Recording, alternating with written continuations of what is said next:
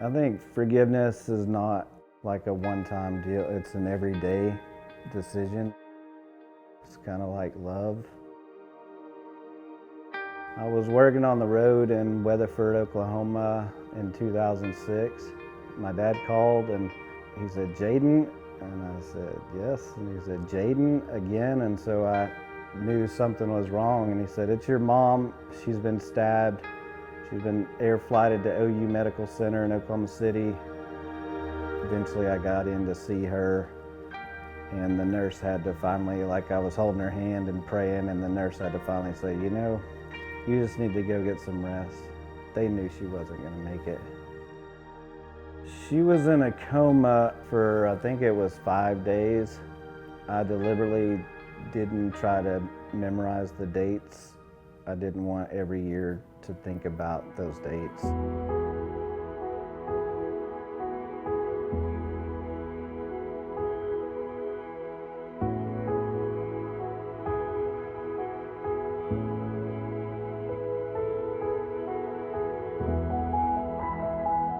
When I learned the name Leonard Needham, I really didn't even want to repeat his name. In my mind, he was a monster and not a human.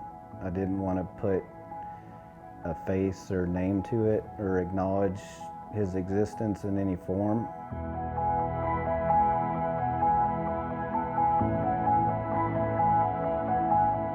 At the sentencing, I gave him the judgment speech, which basically I told him, "This judge, he's your judge on earth, but you've got another judge in heaven, and your punishment is going to be far more severe in the next life.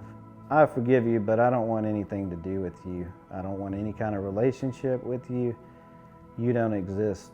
You can go to your cell, and I'm going to go on with my life and have a wonderful life, and you're going to live in misery."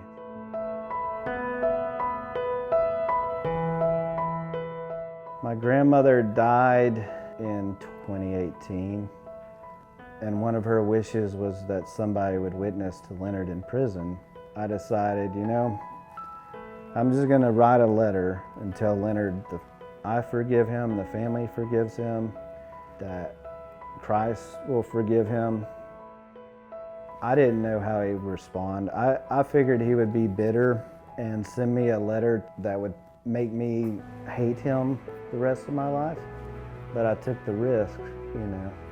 I was like, I'm going to take a risk and pray and hope that this is well received. So Leonard's first response letter was he was amazed that I would forgive him. He said, "I want to know what kind of Christian you are, because I haven't heard Christianity spoken this way."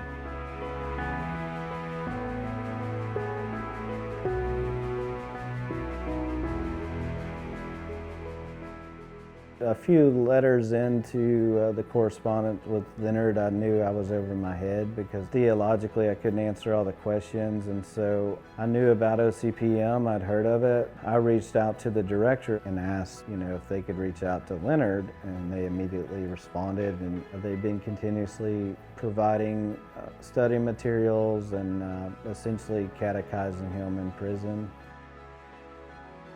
I never asked him why he killed my mother, so I didn't want to dredge up the past and make him suffer through that again. I would call Leonard a friend and a brother in Christ. I believe he has a good heart. I know what led him to the heinous crime he committed that inflicted so much pain on our family. But we moved past that. I believe he's trying to live this Christian life just like the rest of us.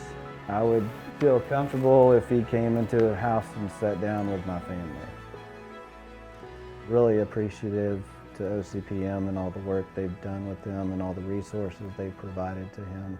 He told me that he's had joy that he never thought he would ever have in prison, and that he's working on forgiving himself, which has been the hardest thing. True forgiveness to me is that you can look upon that person's face and love them and wish them a good life.